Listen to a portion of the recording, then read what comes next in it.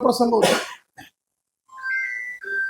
मग 25 वर्ष त्यांच्या बरोबर राहून युतीत चढलो आणि ज्यांच्या विरोधात आम्ही बोललो त्यांच्यामुळं आम्ही मुख्यमंत्री झालो हे सांगायला सुद्धा ते काय काय मागं पुढं पाहिजे. परंतु 2.5 वर्ष ज्यांच्याबरोबर काढले त्यांनी आता किती त्रास दिला हे बोलायला आजही त्यांची हिंमत होत नाही. हे दुर्दैव. तुम्ही म्हणता उद्धव ठाकरे एकत्र येणार नाही, पण प्रत्येक शिवसैनिकाला वाटतं नाही शिवसेना एकत्र व्हावी. तुम्हालाही वाटतं ना. अहो, राज ठाकरे काय त्यांच्या घरातला माणूस नाही का? बाळासाहेबांची इच्छा नव्हती का? शिवसैनिकांनी स्वतः सगळ्यांनी आंदोलन केले नाहीत का? बॅनर लावले नाहीत का? काय फरक पडला असता? राज ठाकरे साहेब जर उद्धव साहेबांबरोबर राहिले असते काय फरक पडला असता? परंतु मैं 1 इंच भी मेरी जमीन का तुकडा नाही दूंगा अशा जर या आविर्भावात तुम्ही जर ते दूरच केलं तर तुमच्या जवळ कोणी येईल. म्हणून आता अकेला चलोच्या भूमिकेतच यांना राहावं लागेल हे निश्चित झालेलं. प्रयत्न करायला पाहिजे. कोण करणार प्रयत्न? त्यांच्याकडे एवढे रती महारथी आहेत ना. विद्वान लोकांची काय कमी गँग आहे का? त्याची गँग आहे गँग. विद्वानाची भरती होणं किंवा विद्वान बरोबर असणं हे चांगलं लक्षण आहे, पण ही विद्वानाची वेगळी गँग जेव्हा त्यांच्या बरोबर आहे ही त्यांना सुधरू देणार नाही. 100% तुम्हाला सांगतो, खात्रीलायक सांगतो. दोन्ही शिवसेना एकत्र आल्या तर शिवसैनिकांचं सुखावणार ते सगळं असेल ऐकेल कोण? करायला सगळं तो बोलायला आपल्याला सगळं सोपं जातं. ऐकेल कोण? ऐकायची मनस्थिती आमची नाहीच आहे. हम जो होगा देखे जाएगा.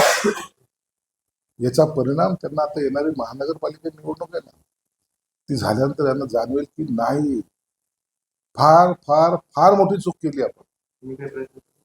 काय करणार? प्रयत्न करून काय फायदा होणार नाही असं मला. करायला काय पाहिजे? करायला बघा आमच्यासारख्याची ताकद छोटी, आमच्या सारख्याची ताकद छोटी असते. एक कार्यकर्ता म्हणून आम्ही वावरत असतो. आता माझे नेते एकनाथ शिंदे साहेब आहेत, आणखीन इतर नेते आहेत. हा त्यांच्या लेवलचा प्रश्न. मला काय वाटतं यापेक्षा पक्षाला काय वाटतं याला महत्व देतो. मी मागेही बोललो जर त्याच वेळेला जर आम्ही जे काही बैठका घेतल्या 4-4 वेळेला बैठका घेतल्या उद्धव साहेबांबरोबर त्यावेळेला जरी ऐकलं असतं काय फरक पडला असता. 2.5 वर्षामध्ये 2 वर्ष कोविडमध्ये गेली. मंत्रालयामध्ये 2.5 वर्षातून 2 वेळा तुम्ही जाऊ शकते. काय त्या सत्तेचा उपयोग झाला? पण पक्ष फुटला हे आजही तुम्ही मानायला तयार. पक्षाचा राज झालाय हे आज मानायला तयार. आजही तुम्हाला आपल्याच लोकांवर टीका करण्यामध्ये धन्यता तुम्ही मानताय. हे तुमचं असलेलं अपयश आहे. पण त्यांना त्याची चुकी मान्य झाली आणि तिकडून जर ते पाऊल उचलले गेले तर आपल्याकडे त्याच्याबद्दलचा निर्णय घेण्याचा अधिकार एकनाथ शिंदे साहेबाला आहे. ते तुम्ही असं बोलले होते की उद्धव ठाकरेंनी राजा म्हणून राज्य करावे आणि सेवक म्हणून राज्याचा कारभार चालला. तर पुन्हा तसं घडलं उद्धव साहेबांनी मान्य केलं की राजा म्हणून कारभार पाहिजे तुम्ही सेवक तर पुन्हा काही घडू शकतात. अहो आता पाणी फार वाहून गेलेलं आहे. पाणी आता फार वाहून गेलेलं आहे. ती सिच्युएशन तो काळ आता राहिला नाही. आज आता हे तुम्ही गणित पाहतायत, राजकीय घडामोड पाहतायत. हे कितीवर होते कितीवर आले. लोक पक्ष सोडून चालले. लोकांना आता दुसऱ्या पक्षामध्ये जाण्यामध्ये स्वारस्य आहे. आमच्याकडेही मी मागेही बोललो उबाटाचे अनेक आमदार आमच्या संपर्कात आहेत, खासदार संपर्कात आहेत, पदाधिकारी संपर्कात आहेत आणि सगळ्यांचा प्रवेश आता तुम्ही पाहताय एकेका रोज प्रवेश होतोय. आता लोक थांबण्याच्या मनस्थितीत नाहीत आणि म्हणून आता त्यांचं अस्तित्व काय राहील किंवा त्याचं राजकीय भविष्य काय राहील त्याच्याबद्दल भाष्य करणं चुकीचं आहे. संजय राऊत असं म्हणाले की शिंदेना कोण अटक करणार होतं यासाठी चौकशी कोण करणार किंवा कधी करणार? शिंदेना अटक कोण करणार त्याची एसआयटी चौकशी कोण करणार त्या पोलीस अधिकाऱ्यांचं नाव त्यांनी कदाचित वाचलं नसेल. परंतु एक लक्षात घ्या ज्या डावपेच त्यांच्या वेळेला आखल्या गेले होते ते गडचिरोलीचे पालकमंत्री असताना त्यांच्या जीवाला धोका आहे असा पोलिसांचा अहवाल असताना सुद्धा त्यांनी झेड+ची सुरक्षा कोणी नाकारली? यांनीच नाकारली. का? आपला माणूस गडचिरोलीमध्ये जाऊन काम करतोय, त्याच्या जीवात त्याला धोका आहे. काय सुरक्षा दिली असती तर काय वाकडं झालं असतं?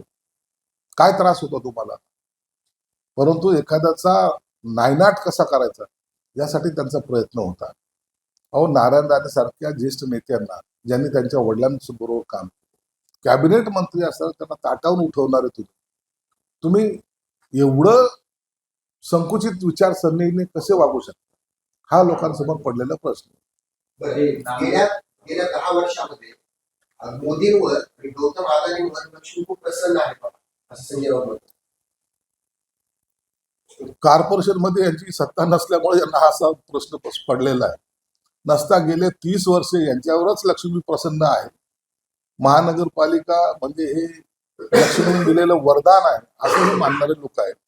म्हणून आता लक्ष्मीची अडचण असायला काही कारण नाहीये. त्यांच्याकडे एवढी आहे का ते कुठे ठेवायची हाच प्रश्न आहे. म्हणून जे लोकांवर नाव ठेवतायत त्यापेक्षा स्वतःनी काय केलंय, काय काय केले ते प्रताप, ते आता काही दिवसांतर बाहेर येतील तेव्हा कळेल.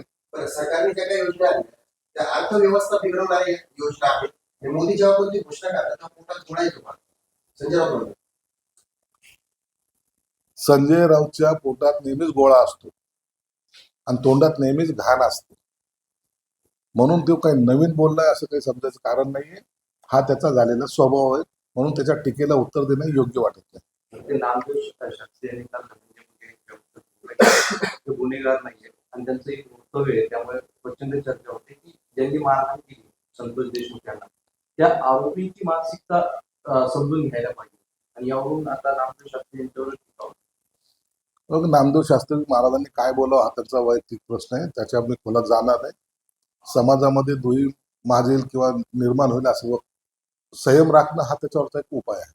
म्हणून मी याच्यावर काही भाष्य करणार नाही. सोनिया गांधी यांच्याकडून द्रौपदी मुर्मू यांच्यासाठी पुअर लेडी असा शब्द वापरण्यात आला. काय वाटतं?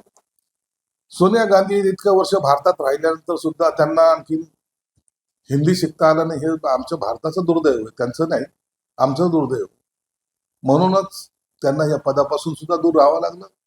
आणि त्यांचे जे सुपरस्टार हिरो आहेत, सुपुत्र राहुल गांधी टी शर्टवाले, त्यांना सुद्धा त्याच पद्धतीने त्यांची वर्तणूक आहे. म्हणून आता या गांधी घराण्याकडून दुसरं कोणतंही चांगली अपेक्षा करणं चुकीचं ठरेल.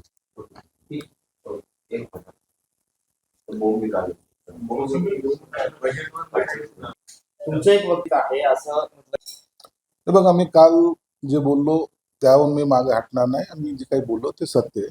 शिवसेना फुटल्याचं दुःख हे आजही मला आहे. त्याचे 2 तुकडे व्हायला नको होते. कारण काय आहे ते सर्वांना माहिती. भविष्यात तुम्ही एकत्र येणार का? आलं तर आनंद होईल. परंतु त्यासाठी मी काहीतरी प्रयत्न करणार आहे आणि माझ्यामुळे ते काही दोन्ही एकत्र येतील असं समजण्याचं काहीच कारण नाही. मी हेही सांगितलं, त्यांची जी काही हटवादी भूमिका आहे, पक्ष संपला तरी चालेल परंतु आपली भूमिका ते सोडायला तयार नाही. आणि त्यांनी एकत्र यायचं का नाही यायचं, शिंदे साहेबांनी काय निर्णय घ्यायचा, उद्धव साहेबांनी काय निर्णय घ्यायचा, यामध्ये मी कोणता विद्वान आहे असा की मी त्यांना लोकांना चला तुम्ही हा निर्णय घ्या, तुम्ही हा निर्णय घ्या. म्हणून होईल जी घटना घडेल त्याचा आनंद निश्चित असेल, परंतु त्याच्यासाठी मी काही वेगळा प्रयत्न करेल असं समजण्याचं काहीच कारण नाही.